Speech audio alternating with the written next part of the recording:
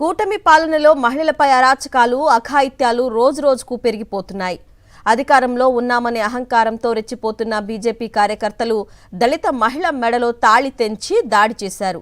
ఈ ఘటన శ్రీ సత్యసాయి జిల్లా పుల్లప్పలపల్లి గ్రామంలో జరిగింది. యేసుక్రీస్తు పాటలు పెట్టారనే నెపంతో ఓ కుటుంబంపై బీజేపీ నాయకులు దాడులకు పాల్పడ్డారు. అడ్డొచ్చిన మహిళను జుట్టుపట్టి కొడుతూ అసభ్య పదజాలంతో దూషించారు. మహిళ మెడలో ఉన్న 3 తులాల తాళిబొట్టు లాక్కెళ్లారు. ఈ దుర్మార్గపు చర్యలో గాయపడ్డ బాధితులు ధర్మవరం ప్రభుత్వ ఆసుపత్రిలో చికిత్స పొందుతున్నారు. పిల్లలు కరుచుకున్నారు సార్, కొడుతున్నారు. ఎందుకు కొడుతున్నారు అంటే వీటి పడిపోయి చూసి మళ్ళీ నన్ను నువ్వేం గాడి ముందు వచ్చి మా దగ్గర నువ్వు వస్తావు మళ్ళా అని నీకతేమని చూసి ఎంటుకలు చుట్టేసుకొని పడేసి కుక్కనుగా తొక్కినారు సార్. అట్లే అందరూ సార్ తొక్కి ఈ సైన్ రాకుండా పీకినారు సార్. పీకుతానే 3 తులాలు కొలుసు సార్, తాళబడితో సహా సార్, తాళబడితో బంగారు సార్, తాళబడి సహా పీక్కొని పోయినారు సార్. ఇట్లా పీకినప్పుడు గొంతంతా తోసుకుంది సార్. ఇది స్టేషన్ వచ్చిన ఇచ్చి కూడా మిమ్మల్ని ఏం చేస్తాను చూడండి, అడకాపురం చేస్తారు చేయండి, మీరు మా దగ్గర ఉండాలారా అని తిట్టిపోయినారు సార్. కూడా అందరికి ప్రైజ్ లార్డ్. ఇప్పటివరకు చూశారు కదా వీడియో. సత్యసాయి జిల్లాలో ఇంత దారుణమైనటువంటి సంఘటన చోటు చేసుకుందంటే నిజంగా చాలా వేదన అనిపించింది నాకు ఈ పరిస్థితి చూసినప్పుడు. ఆ కుటుంబానికి ఒక మహిళ, సాటి మహిళని లేకుండా, గౌరవం లేకుండా, అరే ఎందుకు ఏం నేరం చేశారు వాళ్ళు, అంత దారుణంగా కొట్టాల్సిన అవసరం ఏంటి, మెళ్ళలో ఉన్నటువంటి ఆ తాళిని తెంపుకొని లాక్కెళ్ళాల్సిన అవసరం ఏంటి, అంత దారుణంగా రక్తాలు వచ్చేలా కొట్టాల్సిన అవసరం ఏంటి అంటే ఒకటే వాళ్ళు చేసింది, దేవుని పాటలు పెట్టారట.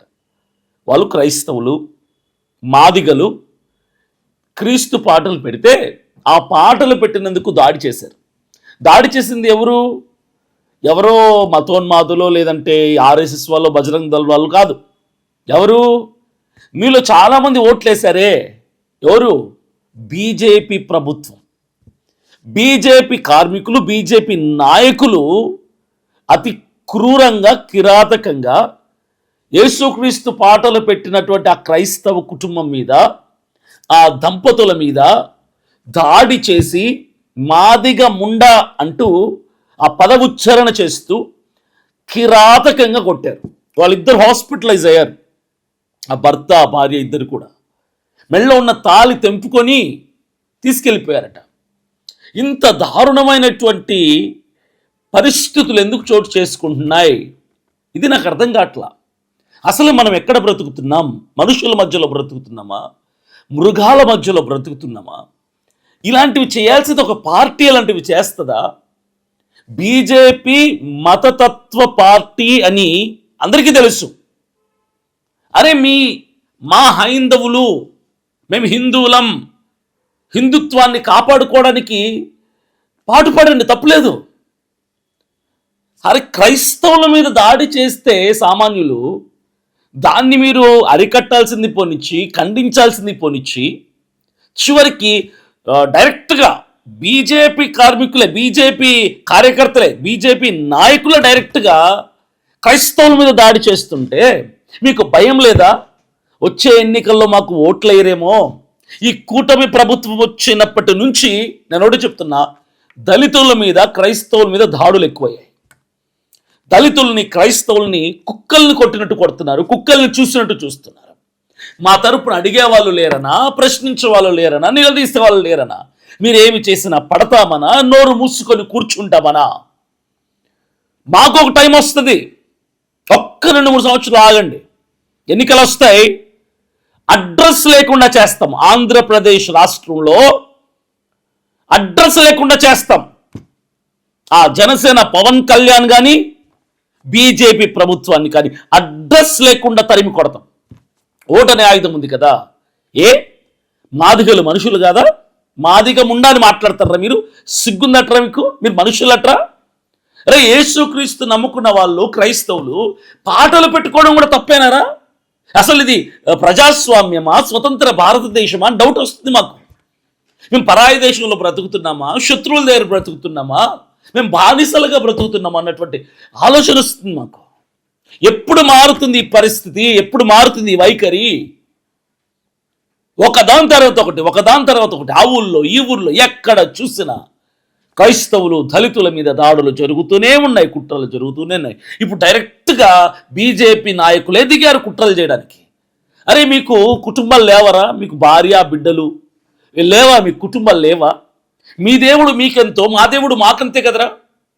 మీ విశ్వాసం మీకెంత గౌరవమో మా విశ్వాసాన్ని మేమంతే గౌరవించుకుంటాం కదరా.